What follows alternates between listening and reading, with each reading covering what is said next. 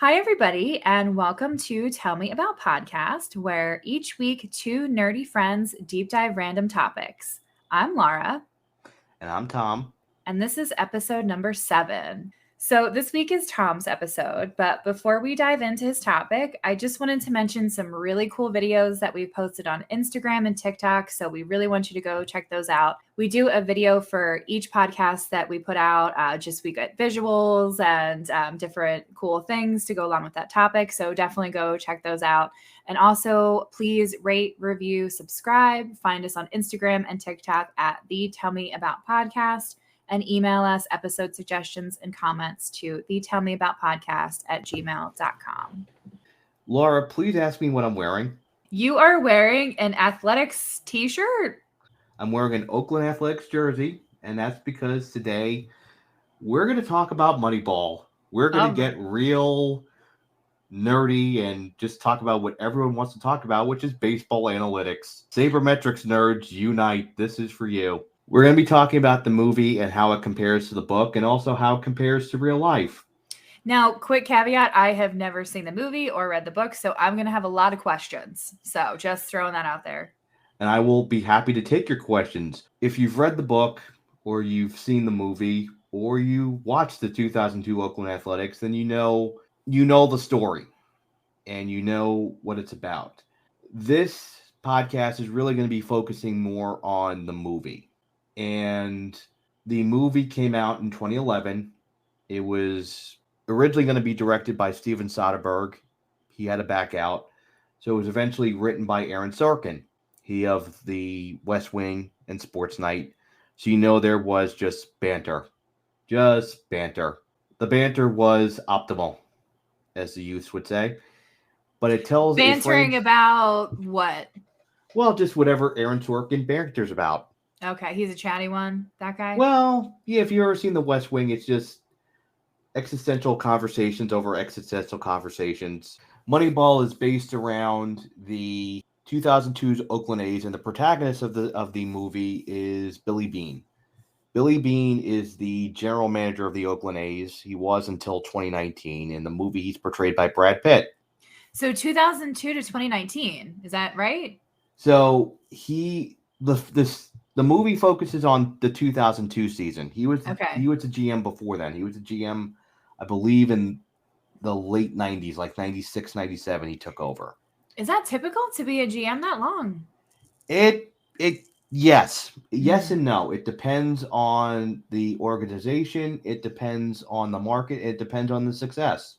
Mm-hmm. You can, but it is increasingly rare.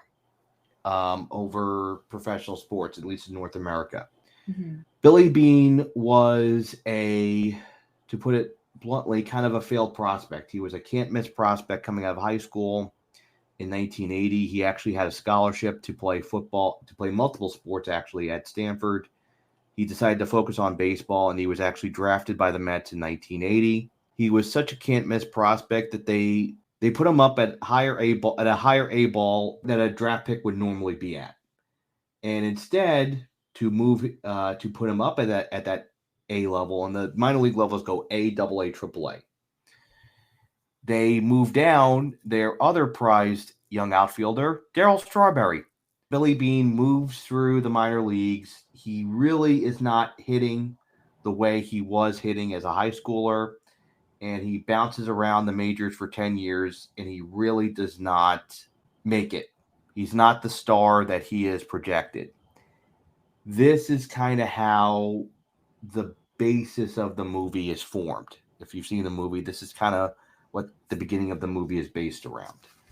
So in 1990, he's cut from the major league team in spring training with the Oakland Athletics. And he decides right then and there to go into the front office.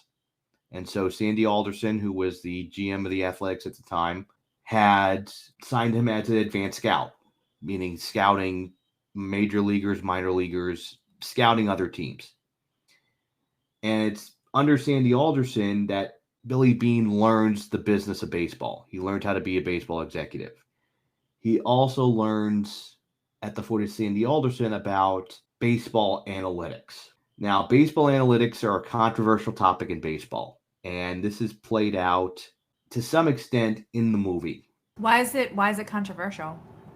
Because you have two kind of sets of thoughts, or two schools of thought, I should say. You have the grumpy old traditional baseball man or baseball person thinking of, it's not about stats, it's what you see with your eyes.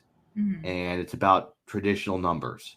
The analytics will say, but these are numbers that we have created using what we see to find value in players that regular baseball people have kind of discarded. Mm-hmm. So, and that's really what analytics about. It's about finding value in players. It's about creating value and finding value in players that may not be there otherwise. Now, I'm a huge data nerd, so I think that I would definitely be in that latter group for sure. You absolutely would. And I can tell you as well, and this goes back to one of our previous episodes, Mike Schur was a very big baseball analytics nerd. Mm-hmm. Ken Tremendous. Ken Tremendous. In fact, one of my favorite sight gags of all time in Parks and Recreation is a law firm, and I have to bring up what the law firm was. He wrote this joke, and every baseball analytics nerd basically just went gaga. And it was the law firm of, and wait a minute, I have to get this right, Four, Dips, Windshares, Grit, Bapip, Pacoda, Thorpe, and Eckstein. What? I mean, don't repeat it, but Jesus, what the hell is that? All but one of those are analytic stats.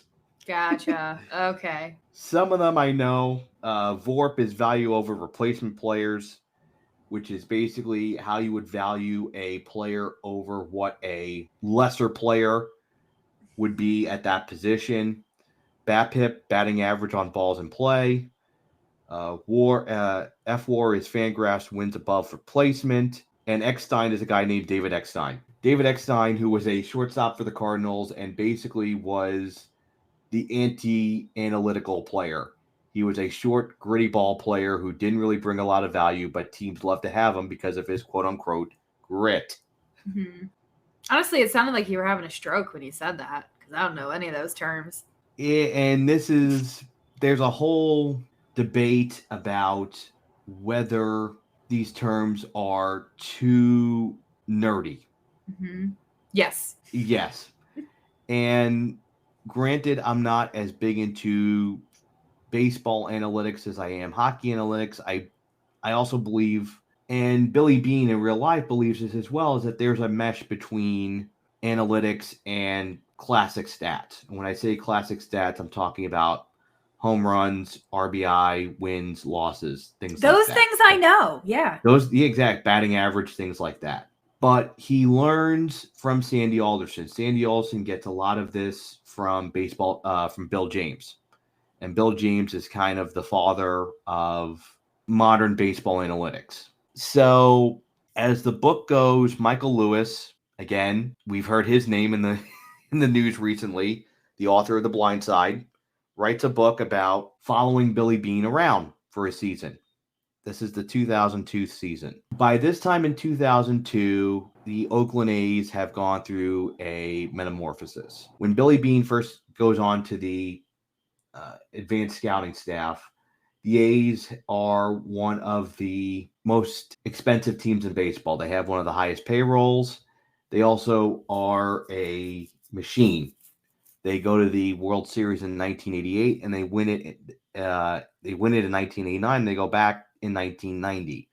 This is when they have players like Mark McGwire, Jose Canseco. They have Dennis Eckersley. They have Ricky Henderson. These are at least two of those names are in the Hall of Fame. And two of them, the other two probably would have been if not for steroids. That comes up in this as well. As Billy Beane learns the business, the Oakland A's get sold.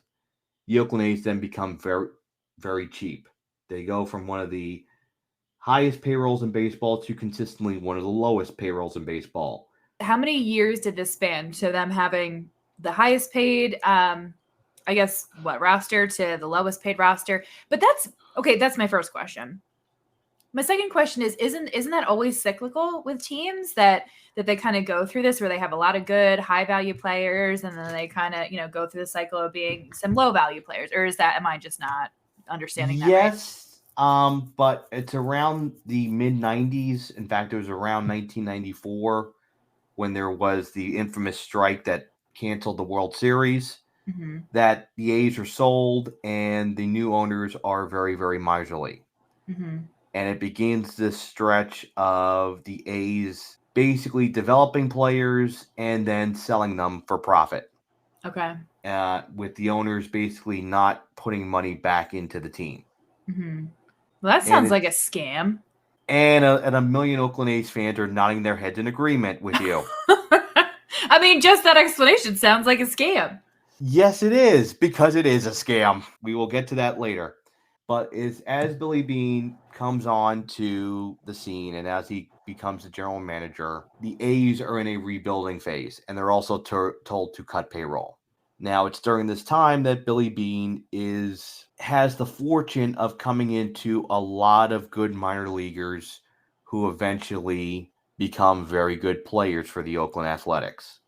Over the late 90s, they start developing players. And again, baseball fans are going to know these names: Jason Giambi, Miguel Tejada, Eric Chavez, Barry Zito, Tim Hudson, Mark Mulder. By the time they get to the 2000s and they're good again, Mulder, Hudson, and Zito, who are three pitchers, are the best three pitchers in the American League. They finally get back to the playoffs and they win 90 games. They win the American League West.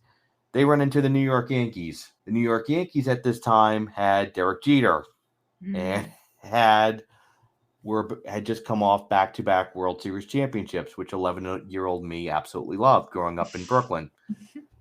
They lose to the Yankees in 5 games in 2000. The next year, the Oakland A's, with Giambi and Hudson and Zito and Mulder and Tejada, win 102 games. They would have won the American League West if not for the Seattle Mariners, who at the time won 116 games, which was tied for a major league record. Mm-hmm. They once again run into the Yankees. They lose in 5 games, despite having a 2-0 lead and needing only one more win to move on to the second round. Mm-hmm. At that time, the division series was a best of 5 games. They do it infamously. It's during this series in 2001 when the Yankees are, I guess you can say, spurred on or motivated by the fact that they were playing about 7-8 miles from ground zero, because this is in October of 2001. Mm-hmm. At this time, they're still wearing the FDNY and first responder caps on the field, which are allowed to, both they and the Mets were allowed to do. And it's at this time where Derek Jeter does something that's either the greatest thing that's ever been seen or the most overrated thing that's ever happened. There is no in between. Those are the only two opinions that are out there. All right, I'm ready. When he, I forget who the player was, I believe it was Rubio Durazo, lines a double into the right field corner. Jeremy Giambi, who is Jason's brother, is rounding third trying to score. It's a 1-0 Yankee lead in the 7th inning. The ball from the right fielder misses the first baseman, which is who the ball is supposed to go to. Jeter, who is standing at the mound, not really where he's supposed to be, sees it, gets the ball, and flips it to the catcher. Giambi is thrown out the plate. The Yankees win the game 1-0. It's an iconic baseball play or an overrated baseball play. Those are the only two opinions. There was no room to nuance on this. I vote iconic. That sounds amazing. It is amazing. You have the correct opinion. And I'm not even a Yankees fan, so you have the correct opinion. And it's because of that eventually the Oakland A's lose the next 2 games and lose the series. So we fast forward. Must really hate the Yankees. Like, that's just, they do. And this is where the book and the movie start. Mm-hmm. So in 2002, the winter of 2001, going into 2002, a couple of the Oakland Athletics top players, Jason Giambi, Johnny Damon, who's their center fielder, and Jason Isringhausen, who's their best relief pitcher, are all free agents. Their contracts have expired, and they are all free to sign with any other team. The Oakland A's do not re-sign them. Damon goes on and signs with the Red Sox for a massive deal. Jason Giambi goes and signs with the Yankees for a massive deal. Jason Isringhausen signs with, I believe, the Cardinals.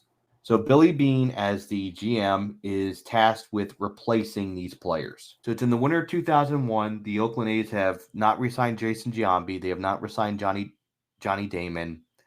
They have not re-signed Jason Isringhausen. Billy Beane, as the general manager, is tasked with replacing that production on his roster and doing it within a finite budget, less so than teams like the Yankees and the Red Sox and the Cardinals. This is where the movie picks up, and this is where the book picks up. In the movie, Billy Beane, who's played by Brad Pitt, is tasked with replacing these players. Now, in the movie, he is scouting the Cleveland baseball team, and he meets someone who in the movie is identified as Peter Brand, who's played by Jonah Hill. So he ends up basically in the movie, the character that Peter Brand is based on is really, his name in real life is Paul D. Podesta. He was already with the Athletics in 2002. By 2004 or 5, he's actually the GM of the Dodgers, when the Dodgers are owned by Frank McCourt, the author of Angel as Ashes. There's a really interesting story about that, where Frank McCourt put the team into bankruptcy because it turned out he didn't have the $2 billion he bought the team with. Uh-oh. That's another story for another day. Sports are drama, folks. Sports are drama. So in the movie, Peter Brand and Billy Beane go about replacing the talent that they've lost. And the theory that is formed is that they cannot replace Jason Giambi's production. So instead, they look at a new way to build a baseball team. Peter Brand in the movie is a Ivy League graduate economist, and he has basically created equations that demonstrate what kind of value a player has. And this gets back to the point of finding value in players that other teams have discarded for certain reasons. In fact, the line that they use in the movie is like an island of misfit toys. And it's about finding value. And one of the players they mention is a pitcher named Chad Bradford, who has a very weird underarm, sidearm throwing motion. It's used, most pitchers don't pitch like this. And he's the example they use because in the movie, the line is he should be a $2 to $3 million player. We can get him for $825,000. That's a difference. That's a big difference. And when you're a team working on arbitrary budgets like the Oakland Athletics have been for the last 35 years, that makes a big difference, and that makes your owner happy. As the movie goes on, they're building their team. Beane and Brand are building it around on-base percentage. So instead of looking at traditional stats, which would be batting average, home runs, RBIs, they're looking at on-base percentage, how often a batter gets on base, whether that's by hits or walks or hit by pitches or whatever. And the theory is the more you get on base, the more opportunities you have to score runs. And so while you may not be able to reproduce the home runs that Giambi hits, you can basically recreate his run total by getting more players on base and scoring them. And there's a scene in the movie where Billy Beane is meeting with all of his pro scouts, and there's a big board of names of people that they're trying to sign. And everything that basically he keeps throwing out names. And he throws out Scott Hatteberg. Scott Hatteberg in the movie is actually played by Chris Pratt. He also mentions David Justice. David Justice at this time of his career was about 42 years old. He was a former All-Star, but the Yankees had basically paid him money to get out from his contract. I was going to say 42 is pretty old for a baseball player, no? He's very old. So this was, I think, if I'm not mistaken, he was in his 40s, and I believe this was either the last year or the next to last year of his career. Scott Hatteberg was a catcher that they were going to get to play first base. And the theory was, well, they are not as good of players, but they get on base. And there's again, this is part of the Sorkinism of the movie, which is where Brad Pitt says, "What do they do, Pete?" And he points at him and he goes, "They get on base." At this point, it's set up that the quote unquote traditional baseball men, meaning the head scouts and eventually the manager, Art Howe, who is played by Philip Seymour Hoffman. So they are kind of painted as the protagonists. They are painted as dinosaurs who are basically holding the team back while Billy and Peter are engaged in this new way of thinking that everyone should be doing. And that's how the movie frames it. This is one of the artistic licenses that the movie takes that is not in the book. In the book and in real life, the head scout who basically gets into a physical fight with Billy Beane in the hallway of the Oakland Coliseum leaves to take a better job with the Texas Rangers. And in real life, basically everyone describes Art Howe as a very upbeat, cheerful person who was not the curmudgeon that was portrayed in the movie. Mm-hmm. In fact, I believe after the movie comes out, Art Howe does a number of interviews where he says he's not happy with the way he's portrayed in the movie. As the movie goes on, they're building and they're trying to get people to buy into what they're doing. The team, as it portrays, is struggling, and they were. At the end of May, they were under 500. I believe they were in third or fourth place in their division. In the movie, this is when Billy Beane, or Brad Pitt, who's playing Billy Beane, decides to make changes. He trades Jeremy Giambi to Philadelphia. He trades Carlos Pena, who was slated to play first base and was a very top prospect, to Detroit in order to basically force Philip Seymour Hoffman to play Scott Hatteberg at first. Because in the movie, they said this is the only way the team as constructed will win. There's a problem with that. I'm going to get to that in a second. And then as the movie goes on, they start winning. In fact, they start winning a ton. The Oakland Athletics in June, I believe, go 22-7 in the month, 21-7 in the month of June. They go 28-4 in the month of August. That's including at the time American League record 20-game winning streak. Mm-hmm. They eventually end up winning the division again with 96 wins. And again, they get to the playoffs and they lose in the first round again. To the Yankees? They do not lose to the Yankees. They actually lose to the Minnesota Twins. The Yankees actually lose to the eventual World Series champions that year, the Anaheim Angels, who have a late season run of their own, spurred on, in fact, by the team's new mascot, a rally monkey.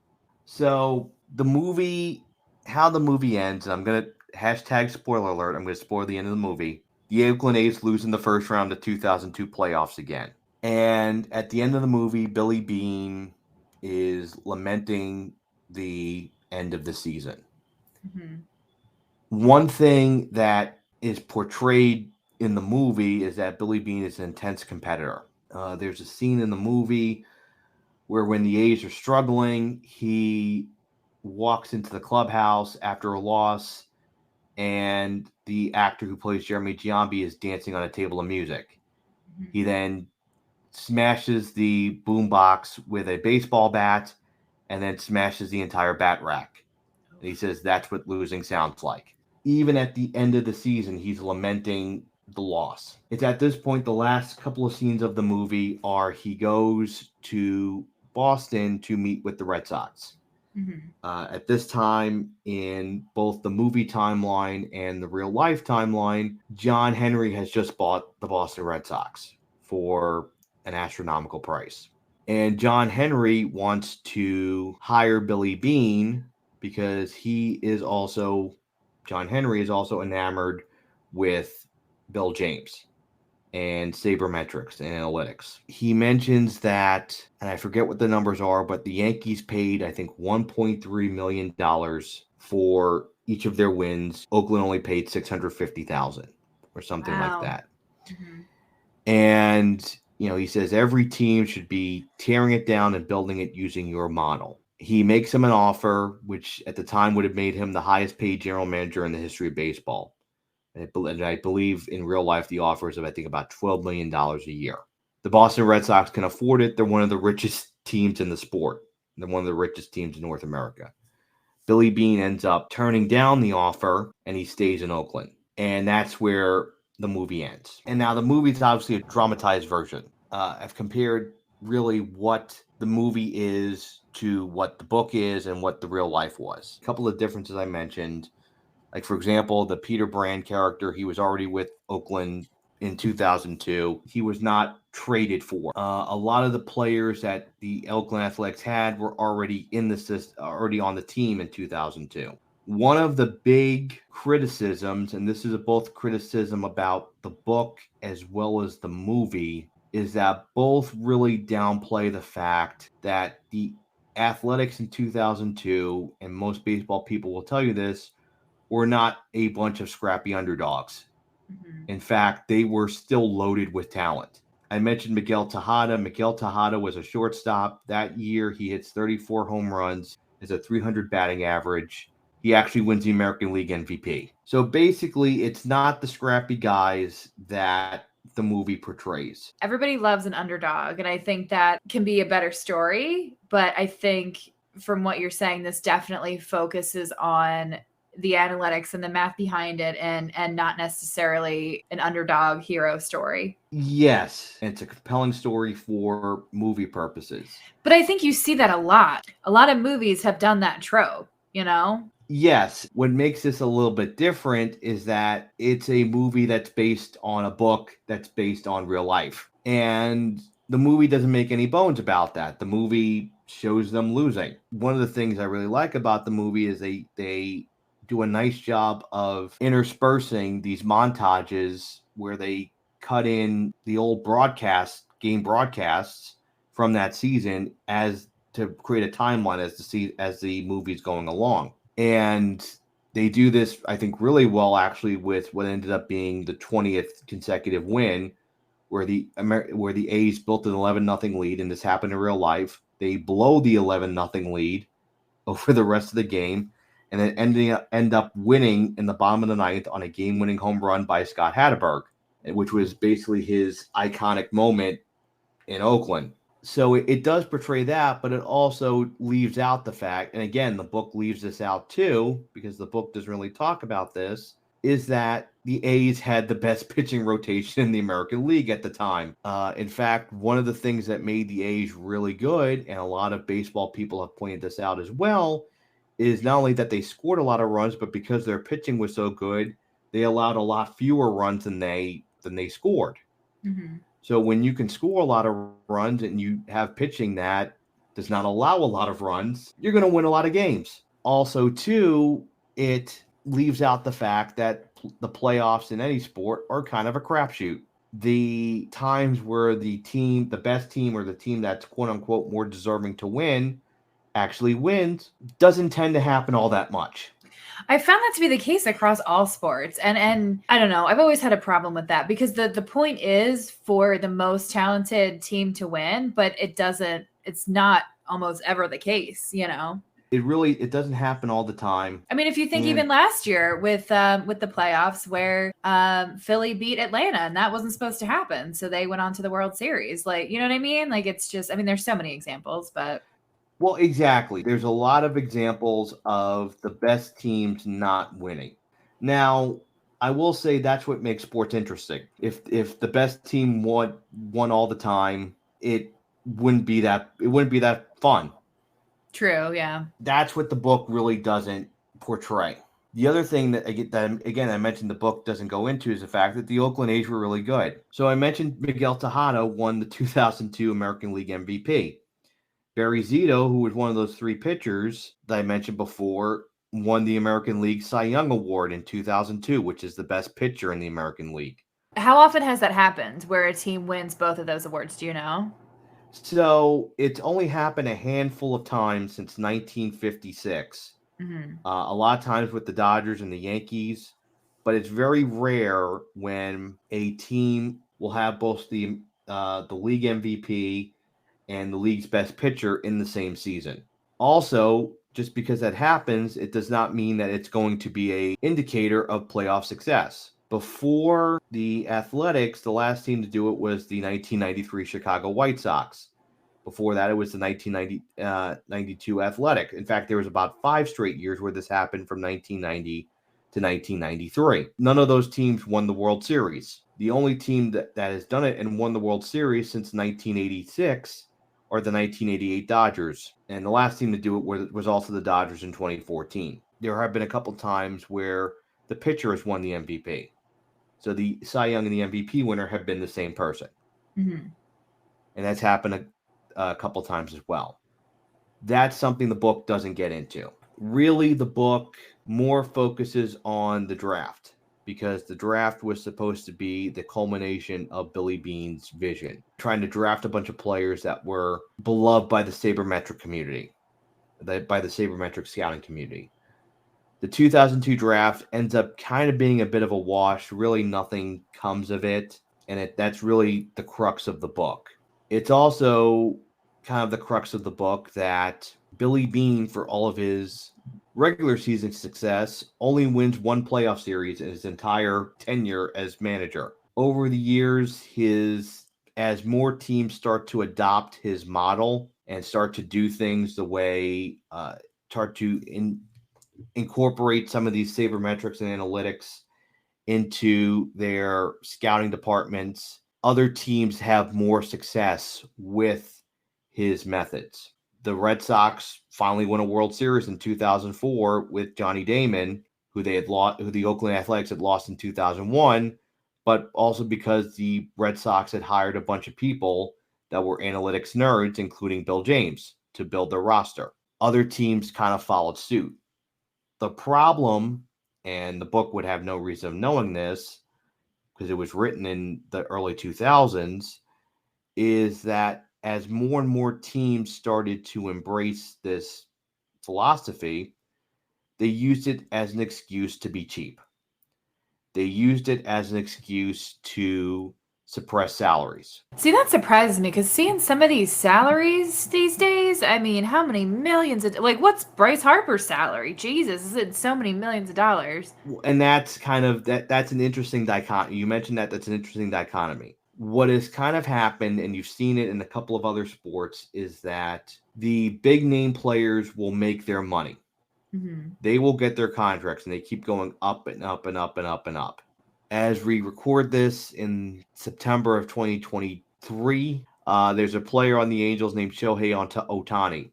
Ohtani is a superstar. He does things that no one has really seen since the 1910s. He's a 40 home run hitter, and he's a phenomenal pitcher. He is going to be a free agent this winter, and there's a lot of speculation that he's going to get a $500 million contract, Oh, good which would be the Lord. largest in baseball history. Wow. He was formerly, or he's going to be formerly, of the Angels, who had him for 5 years and never got to the playoffs once with him. Subsequently, the Angels will be tried in The Hague for baseball war crimes. The stars will get their money. Mm-hmm. The problem is everyone else. And so a lot of times the owners will start using their budgets as almost salary caps. Mm-hmm. And what they're saying is, well, if we're spending all this money on one player, that means we can't spend on everyone else. It's not an even playing field. And I mean, I understand you want to make sure that your superstars are paid well and they stay with you, but I mean, if the salaries are that discrepant, like that, like what effects does it have within the team? They have to know. Aren't salaries public? They are public. In Mhm. baseball, they are public. It's just, And the other thing, too, is that oftentimes you'll see teams now intentionally losing to get higher draft picks. oh God. Or not intentionally losing, but putting the worst or the cheapest possible team they can throw out there in order to get higher draft picks. And they also do this to save money. Mhm. There's been a huge fight over the last couple of years that owners are no longer really invested in actually winning, but are more invested in the portfolios. Mhm. As you see more of these stadiums pop up, and not just stadiums on their own, but stadiums that have almost entire shopping malls attached to them, of high rises and restaurants and stores and parking. And high-end shops, all of which the team owns, all of which the teams get public money for, and where they basically don't shoulder much of the cost, but they reap all the rewards of it. It's very much a business. It's all tied into this. Moneyball has become much less of a ideology in terms of finding value in unidentified players and more just an excuse to be cheap. Mm-hmm. An excuse to have owners pocket as much profit as they can in order to put the least amount of money they have to onto the field. Mm-hmm. There's a reason why a lot of people say, and one of my favorite baseball writers, a person named Craig Calcaterra, came up with this: baseball teams are no longer baseball teams. They're real estate development companies. Mm-hmm. Because it's all about building portfolios to get more and more and more profit and not have to share them with the players. And the Oakland A's, and in the meantime, jacking up those the cost of the seats and the concessions. And funny you should mention that. So John Henry, the owner of the Red Sox, is very living proof that you either leave as a hero or you stay as an owner long enough to become the villain.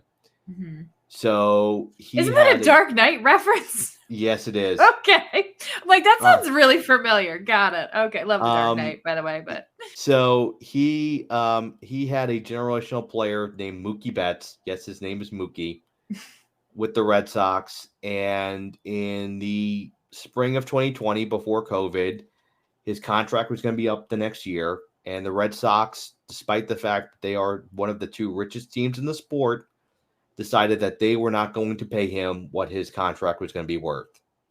And so they traded him for a very middling package. Mm-hmm. But they traded him for team control and cheapness. The Red Sox have never really recovered, and all the goodwill that John Henry built himself in Boston, this was the owner who finally had the Red Sox win a World Series for the first time in 86 years.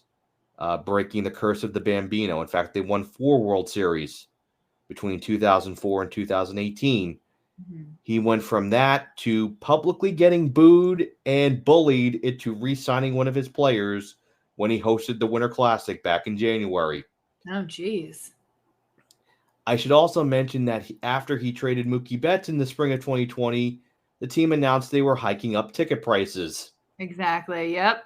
There it is. So a saving grace for him is that he didn't have to worry about it that year because, well, that happened in January of 2020, and we all know what happened 2 months later.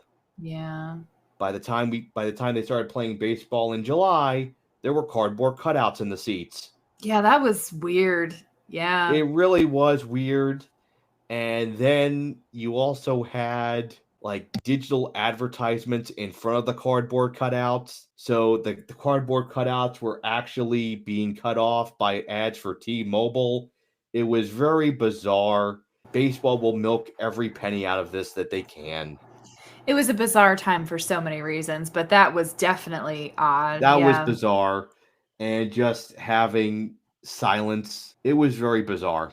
To bring it full circle to the Oakland A's, so eventually in the last 10 years, the Oakland A's are sold to a gentleman named John Fisher. And John Fisher pledged that he was going to invest money back into the team. He has not. He has instead negotiated in bad faith with Oakland to try and get a ballpark built purely on public subsidy. And when the city of Oakland did not budge to his demands, he used it as an opportunity to claim that he had negotiated in good faith and moved the team to Las Vegas. So instead now of playing in a city that has a devoted fan base that, despite all the shit that they have been put through, literally and figuratively, Oakland Coliseum has had leaking sewage at times. Instead, he will be leaving that to go play in Las Vegas at a smaller ballpark that's fully taxpayer funded, and where he can basically just go hog wild on all that sweet, sweet gambling money. Wink, wink, nudge, nudge. I have kind of an aside to that. So with that team moving to Las Vegas and then the Las Vegas Knights. And that was recent. That was in the last, 5-6 years? So that was the Golden Knights started in 2017. They were the first. Really? For 6 years. I believe they were the first of the big four sports to be in Vegas. I believe the WNBA might have been there before them.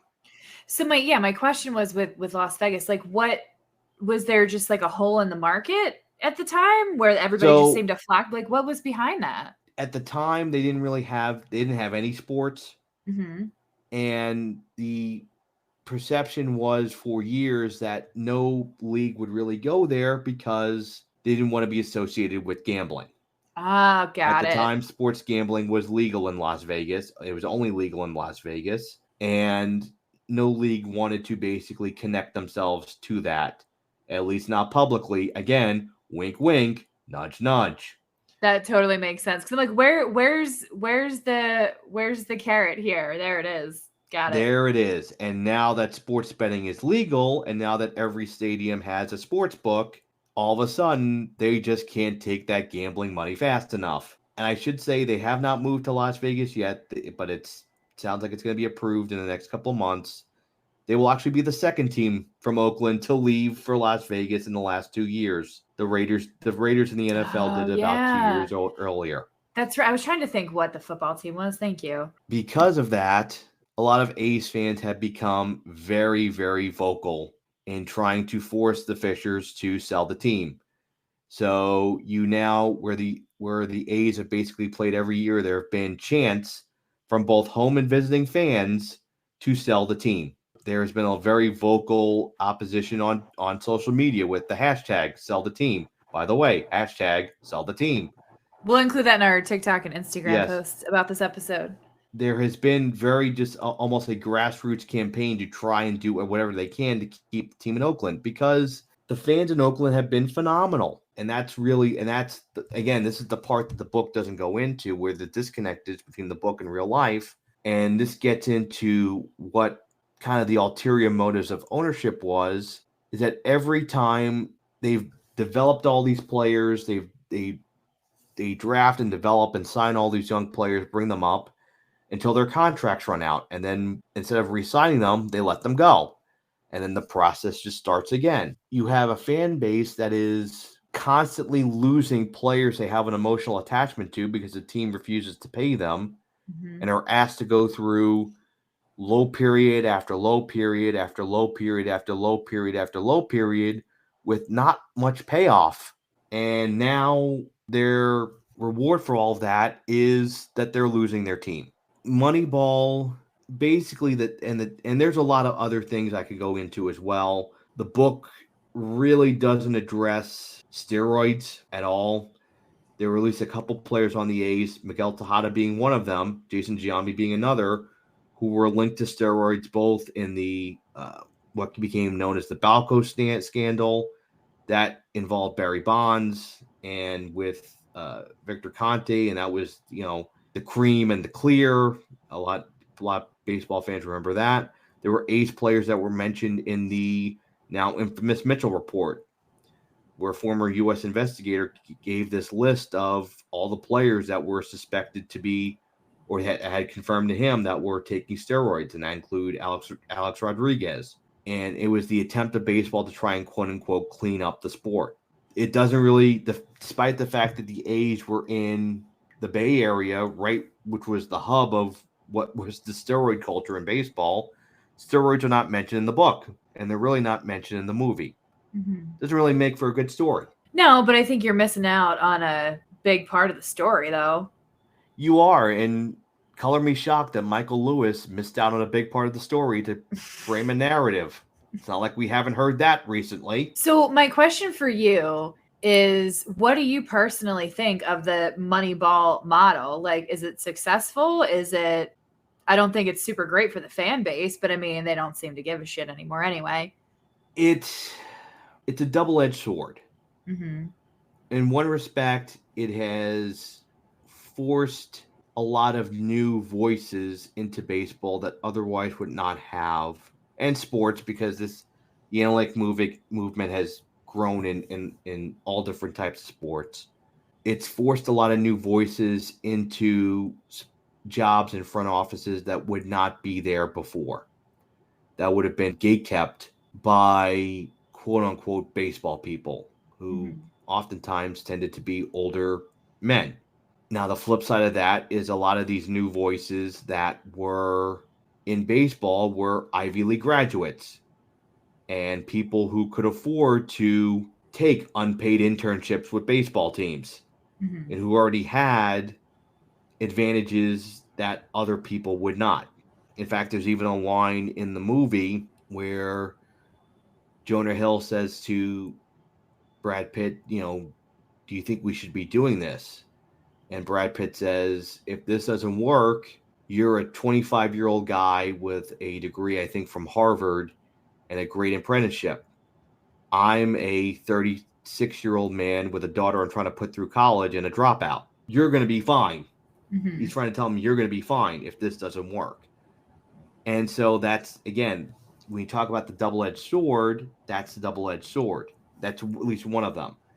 Yeah, there are fresh voices, but the fresh voices are just younger version of the voices that already get heard a lot, Mhm. so to speak. And there's been a lot of movement about trying to get people of color, more diverse voices in the stats community and try to not make it as privileged, for lack of a better term, as it tended to be.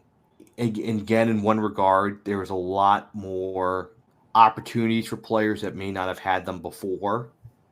But again, the flip side is that owners use that as justification to be cheap. As with everything, there are positives, there are negatives, there are drawbacks. I think there is definitely a lot of good that has come out of it, but as with everything, there's a lot of bad. Mhm. And as we see a lot in our episodes, there's not really a right answer to it. It all kind of comes down to what you personally feel about it and how you feel about them in whatever sport you like. I think they're a very good tool just on their own in a vacuum, taking out all the other bullshit about the what they've created. But they also have to be used by the right people. A stat like, again, I'm going to throw out wins above replacement or batting average of balls in play, which can identify value to a player. What the Yes, hell is wins above replacement? What does that mean? basically what that means, and this is a very rudimentary Yes, please dumb it down understand, for me because I have yes, no idea. is basically taking into account a player's hitting, fielding to try and determine how many more wins they can get you than a replacement level player, meaning a league Okay. average player. Got it. That makes The sense. higher, the more wins you have, the better, more valuable player a player is. Mhm. So those are can be useful tools. The problem is that every one of these stats has drawbacks. And if they're not, and it doesn't really accomplish much if they're not used correctly, or if the person who's evaluating these stats doesn't really know how to evaluate them. As with everything, it's a tool. It's a tool to help us understand the game. As with everything in life, more stats are good, but they're also only good if you know how to identify it. And I think, and one thing, and we can leave with this is kind of the last point I want to make is it then comes down to how much can you identify, how much can you kind of break it down to a more rudimentary level so more people can understand it. Mhm. Because ultimately, whether you're talking about batting average or whether you're talking about a more advanced stat, it's all just numbers. The key is in how you relate it so that other people can understand it. And if you're not doing a good job in relating it, you're not really going to be able to understand it. I think that's why this is going to sound like a foreign language to so many people. But the more, I guess the lesson is that there really is no right answer. There's no one golden stat that determines success. It's all tools. And you even with all the tools, you could still not have the success you want. Do you think that point came through in the movie and or the book? The book kind of just leaves it as is. Mhm. The movie, I think, puts things because Brad Pitt's character kind of goes through, and most people will tell you too. I think Brad Pitt was actually nominated for an Oscar for I think Best Actor for this role, and Moneyball I think was also nominated I think for Best Picture at the Oscars. a lot of people who cover the A's on a daily basis will tell you that his portrayal was very accurate. Mm-hmm. And so the movie kind of tells, as everything is going on with the team, the movie also has him basically trying to be a single dad. He's divorced. His daughter is living, I believe, in Southern California with her mom, with his ex-wife, and her new husband. And so he's trying to, as the daughter is worrying about how the team is doing and whether he's going to have a job, he's telling her to relax. And at the end of the movie, he basically realizes that success is not measured in wins and losses, but it's measured in how well the company, how well you do, so to speak. And so there is that, obviously there's a payoff in the movie to that. But I guess the lesson is from real life is that there is no really right solution. For all of the accolades that the Oakland A's got for embracing statistics, it has not gotten them any success. Yeah, you'd think with the model, if it was that successful, they'd win year after year after year after year. You know, that's not the case. And that's not the case. Hashtag sell the team.